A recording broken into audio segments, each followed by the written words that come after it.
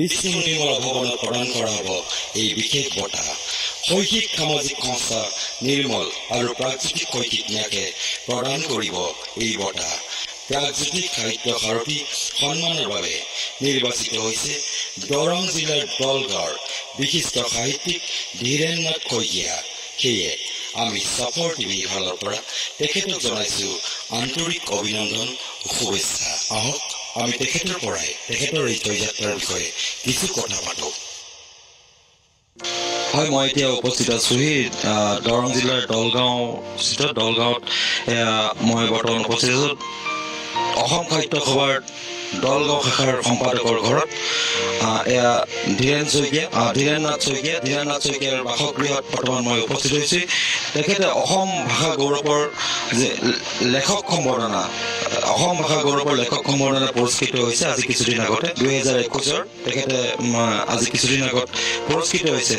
সেই মৰ্মে তেখেতৰ পৰা তেখেতৰ মনৰ ভাৱ জানিবলৈ আজি আমি উপস্থিত হৈছো তেখেতৰ বাসগৃহত। এয়া আমাৰ লগত আছে ধীৰেন্দ্ৰনাথ শইকীয়া। নমস্কাৰ ধীৰেন্দ্ৰ। নমস্কাৰ। আচ্ছা ধীৰেন্দ্ৰ, আপুনি যিটো আপোনাৰ ভাষা গৌৰৱ যিটো পুৰস্কৃত হ'ল ভাষা গৌৰৱেৰে, সেই ভাষা গৌৰৱ পুৰস্কৃত হৈ আপোনাৰ মনৰ ভাৱ কেনেকুৱা? প্ৰথমতে মই সফৰ টিভিক ধন্যবাদ জ্ঞাপন কৰিছোঁ, আপোনালোক মোৰ ওচৰলৈ আহিছে। যি নহওক, সাহিত্যৰ এই বঁটাটো মই 2021 1 ফেব্ৰুৱাৰীৰ দিনা কলাক্ষেত্ৰত গ্ৰহণ কৰিছিলোঁ আৰু মাননীয় তেতিয়াৰ তদানীন্তন মুখ্যমন্ত্ৰী শ্ৰীযুত সৰ্বানন্দ সোণোৱালদেৱ আৰু শিক্ষামন্ত্ৰী শ্ৰীযুত হিমন্ত বিশ্ব শৰ্মাদেৱৰ উপস্থিতিত আমি বঁটা গ্ৰহণ কৰিছিলোঁ। আৰু এই বঁটাটো গ্ৰহণ কৰি ভালে লাগিছিলে। যে ভাল লগাৰ কাৰণটো এইটোৱে যে কিবা এটা কষ্ট কৰি আছিলোঁ। আজি 10 বছৰৰ সাধনা, সাহিত্যৰ লগত জড়িত হৈ আছিলোঁ। তাৰ বিনিময়ত কিবা এটা উপহাৰ হিচাপে পাইছোঁ চৰকাৰৰ তৰফৰ পৰা, আৰু সেইকাৰণে মই নথাজনিত হৈছোঁ।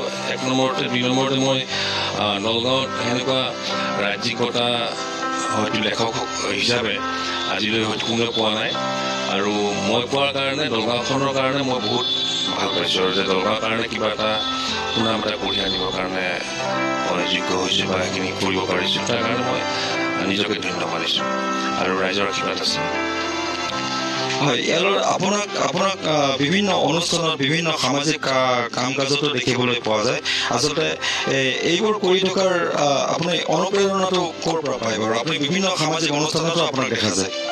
বিভিন্ন সাংস্কৃতিক অনুষ্ঠান বুলি ক'বলৈ হ'লে মই দলগাঁৱৰ বিভিন্ন অনুষ্ঠানৰ লগত জড়িত, আৰু বিভিন্ন অনুষ্ঠানৰ লগত কোনোবা অনুষ্ঠানত সদস্য, কোনোবাত সভাপতি, কোনোবাত সম্পাদক, ক'ৰবাত সহকাৰী সম্পাদক, এনেকৈ মই জড়িত হৈ থাকোঁ।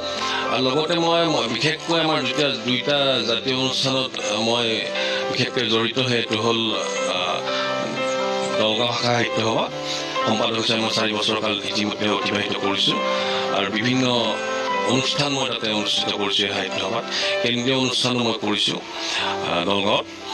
তাৰ উপৰিও আৰু এটা জাতীয় অনুষ্ঠান মইনা পাৰিজাতৰ মই সম্পাদক, আৰু সেই হিচাপে মই শিশুসকলক, নলগাঁৱৰ যিখিনি শিশু, তেওঁলোকৰ বৌদ্ধিক, মানসিক আৰু শাৰীৰিক উত্তৰণৰ কাৰণে মই অহৰহ চেষ্টা কৰি থাকোঁ, আৰু নিজৰ পকেটৰ ধৰণে মই খৰচ কৰি হ'লেও তেওঁলোকক মই বিভিন্ন অনুষ্ঠানত লৈ গৈ পুৰস্কৃত কৰিছোঁ।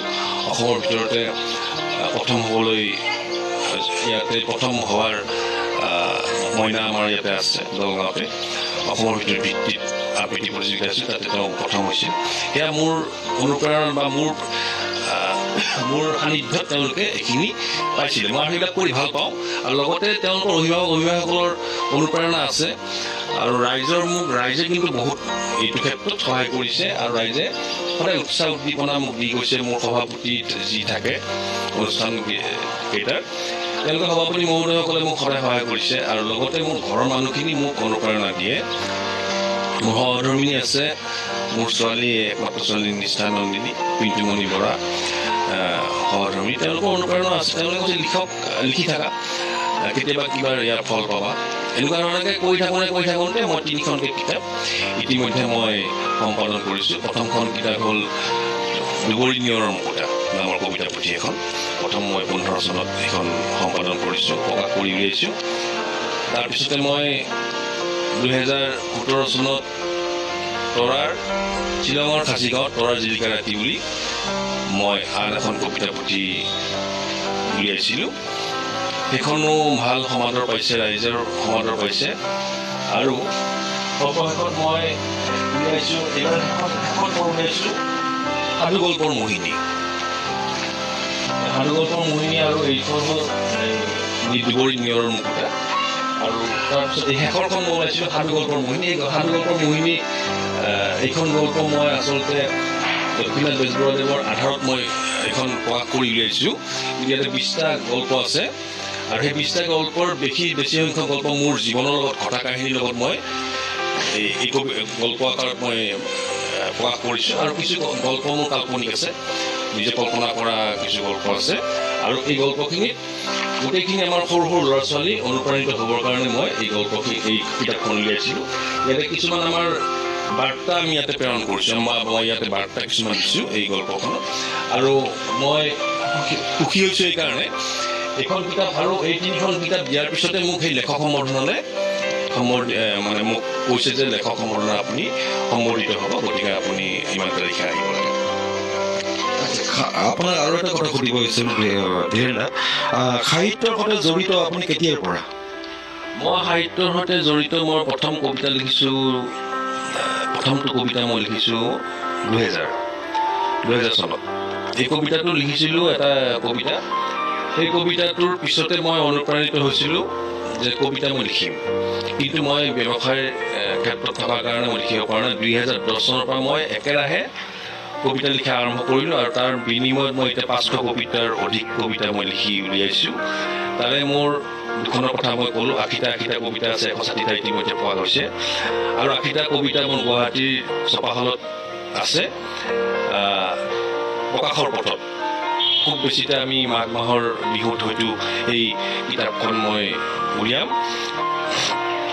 আৰু উন্মোচন হ'ব। সেই কবিতাখনৰ নাম হ'ল ৰাগিনী। আৰু এখন গল্প মোৰ ইতিমধ্যে মই ৰাখিছোঁ, লিখা সম্পাদন হৈছে পাহাৰৰ সিপাৰে মোৰ গাঁও। এখন উপন্যাসাত্মিক এখন কিতাপ পুথি হ'ব, এইখন লাহে লাহে প্ৰকাশ কৰিম। এতিয়ালৈ আপোনাৰ কিমানমান কিতাপ প্ৰকাশ পালে আৰু পিছলৈ কিমানমান আপোনাৰ পৰিকল্পনা আছে আপুনি প্ৰকাশ কৰাৰ বাবে? নিশ্চয় পৰিকল্পনা মোৰ আছে। মই 3খন কিতাপ ইতিমধ্যে মই উলিয়ালোঁ। 2খন কিতাপ মোৰ প্ৰকাশৰ পথত, 2খন কিতাপ। আৰু কবিতা মোৰ ইতিমধ্যে আৰু 2খন কবিতাৰ পুথিৰ কাৰণে মোৰ কবিতা ইতিমধ্যে মোৰ তাত প্ৰস্তুত হৈ আছে। আৰু মই সময় পালে কবিতা লিখোঁ, গতিকে মোৰ কবিতাৰ ফালৰ পৰা কবিতা পুথি ওলাবলৈ মোৰ বহুত সময় আছে। কিন্তু মই ইয়াৰ পিছত মই প্ৰবন্ধৰ কাৰণে মই আগবাঢ়িম। তাৰমানে মই প্ৰবন্ধ লিখিবৰ কাৰণে বহু মানুহে মোক ইতিমধ্যে অনুপ্ৰেৰণা যোগাইছে যে প্ৰবন্ধ কেইটামান লিখিব লাগে। মই দলগাঁৱৰ এই সাম্প্ৰতিক এই পৰিস্থিতিৰ ওপৰত, দলগাঁৱৰ যিটো আমাৰ জনজীৱন, এই জনজীৱনৰ ওপৰত মই কিছু প্ৰবন্ধ মই লিখিবলৈ চেষ্টা কৰি আছোঁ।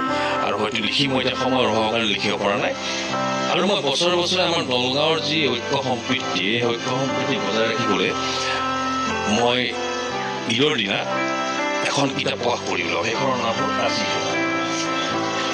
এই কাশী জোনখন মই আমাৰ ঈদত এই কিতাপখন মই উলিয়াওঁ। এই কিতাপখনৰ মাজত থাকে বিভিন্ন জাতি জনগোষ্ঠীৰ লিখকৰ লিখা ইয়াত থাকে।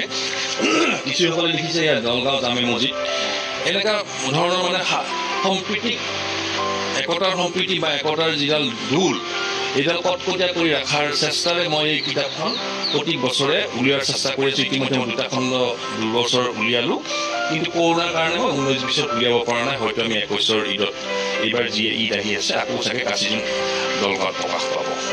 আচ্ছা, আমি জানাত আপুনি ইতিমধ্যে আপুনি কৈছে যে আপুনি 4টা বছৰ অসম সাহিত্য সভাৰ লগত জড়িত হৈ আছিল।